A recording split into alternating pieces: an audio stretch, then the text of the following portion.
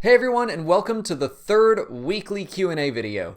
Before we dive into questions, I had a couple little announcements I wanted to make, and first is that we are about 4 weeks away from DragonCon 2016 in Atlanta, Georgia. I go every year, and this year will be my second time as a panelist. So far, I'm scheduled to be on the speculation panel for Rogue One and Episode 8, which is currently going to be held on Friday, September 2nd at 2:30. That could change between now and then, but I will keep you updated. If any of you are going to be at DragonCon, I'd love to meet up with you. Also, speaking of the con, I submitted one of my cosplays to the Star Wars show this past week, and it made it on the show.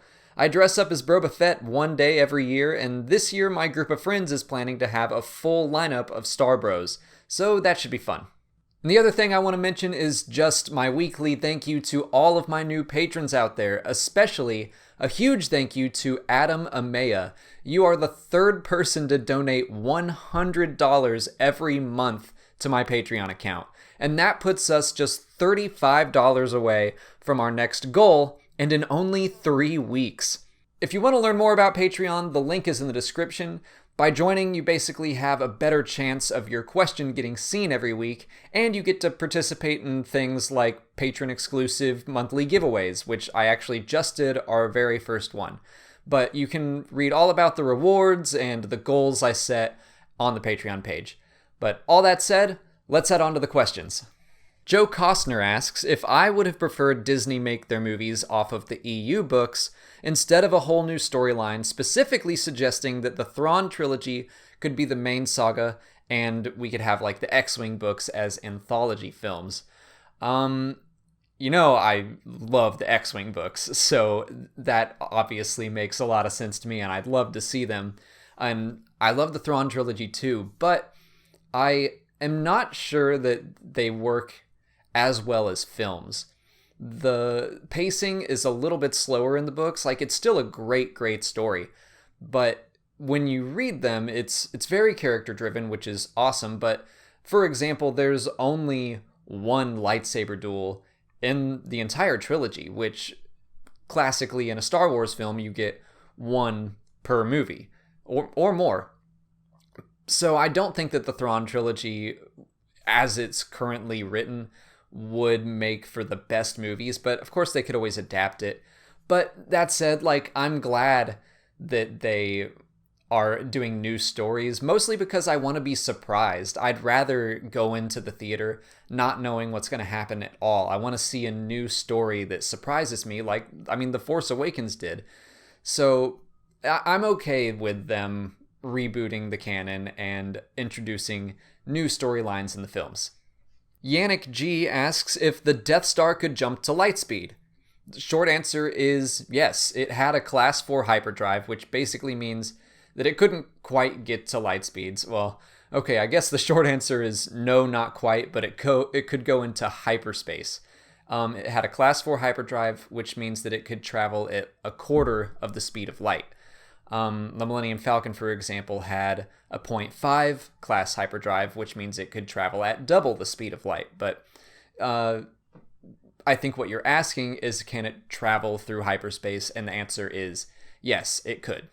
The Techno asks, what is one thing that I would change about the prequels?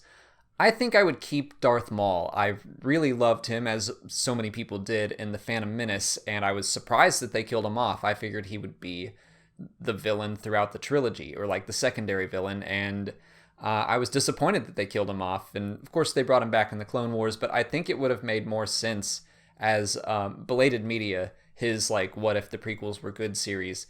He talks about keeping Darth Maul through the entire trilogy, and I think that idea would have worked very well. So I would say let's keep Darth Maul. Campbell is Blind asks if I prefer the Dark Horse comics to the new Marvel ones. It's kind of hard to say because we're a little over a year into all the Marvel comics, and I have enjoyed most of them, but some of them I haven't really. And I think that when it's at its highest, I probably enjoy the stories more than the Dark Horse comics, but overall, the Dark Horse comics, where they're stronger, is they were telling bigger, more expansive stories. And I think that's kind of an issue that the whole new canon has right now, is that they're saving the best stories for the films, which makes sense. That's going to be their biggest moneymaker, but it just makes the books and the comics and everything else seem smaller and more intimate. And it's still possible to tell a good story that way. Like the Lando comic was amazing, and it was a small story. But I do kind of miss having more epic stories in comic form, and so I think I would probably have to give the edge right now to Dark Horse, just simply for that fact and for the variety of stories that they told. And Garg asks, what other movie series am I into? My other major film love is Indiana Jones, all the way. I love Raiders of the Lost Ark and Indiana Jones and the Last Crusade. I have a lot of cool indie collectibles. I also like Lord of the Rings a lot, but not the Hobbit movies. The Marvel Cinematic Universe is always a lot of fun, and I love anything by Edgar Wright, the Cornetto trilogy and Scott Pilgrim vs. the World. He has yet to make a bad movie, and I can't wait to see his next one. Okay, I'm going to move on to the YouTube questions now.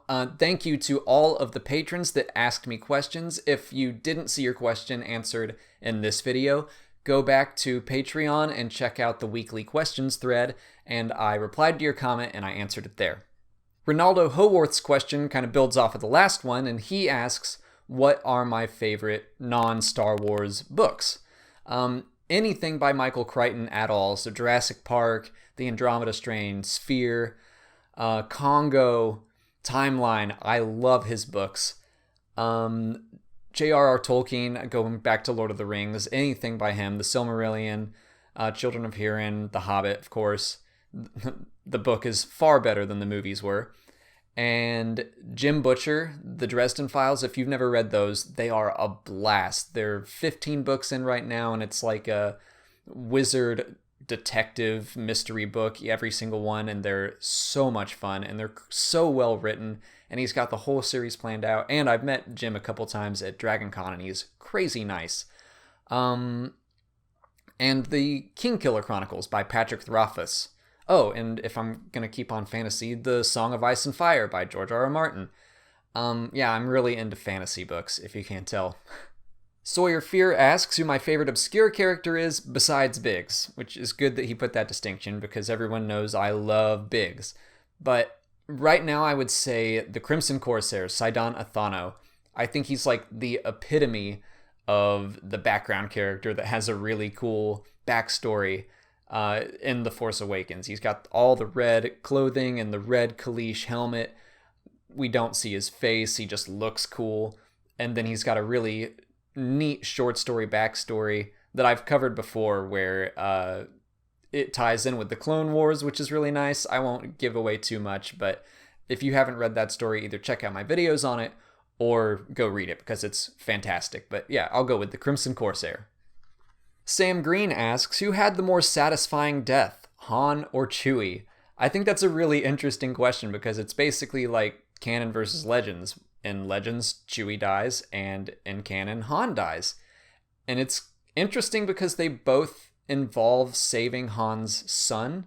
Chewie is trying to save his life, like physically, and Han is trying to more save his soul. But it's interesting the way that parallel worked out. But anyway, I'm going to go with Han simply because he was a more important character to me, and I'm more visual, so seeing him get stabbed impacted me more than reading about Chewie being crushed by a moon. And that death is a little bit over the top, I think. Han's was more intimate and more emotional, but they're both very good. I'm like in the minority in that I liked the Yuuzhan Vong. I thought that they were different and cool, and Vector Prime was one of the first Star Wars books that I read, like maybe my third or fourth. So I really got into it, but yeah, I'm going to go with Han. Arcdion Rin asks if I like the new canon and what is my favorite book or comic or character from it. Now I've answered this on live streams before, but I don't think I've ever done it on the Q&A, so I'll answer it again. But yes, I do like the new canon. My favorite book so far has been Lost Stars. I could not put that one down. My favorite comic so far has been probably the Lando comic. And my favorite character, now that like it's on my mind, I kind of want to say Lobot, even though he's not a new character. There were new revelations about him that made me like him so much more. And the last question of the day comes from Oliver Piatilla. He asks if I would like to see Commander Cody in Rebels. Yes, absolutely. And the way I would like to see him is as kind of a foil to Rex. They were in the Clone Wars together. I think it would be kind of awesome if they had to confront each other. And we have Rex, who did not carry out Order 66, and we have Commander Cody, who did. And I would like to see him continuing on, as in, like, he has no regrets about it. I want to see both of them face off, and I mean, I don't know how that would turn out, but I think it would be very exciting and very interesting to see. And I just want to get a clone's perspective on how Order 66 went down. We've gotten that a couple times in the Kanan comic, but I would like to see a clone that just doesn't regret it and how he justifies it to himself. So yeah, I would love to see Cody in Rebels.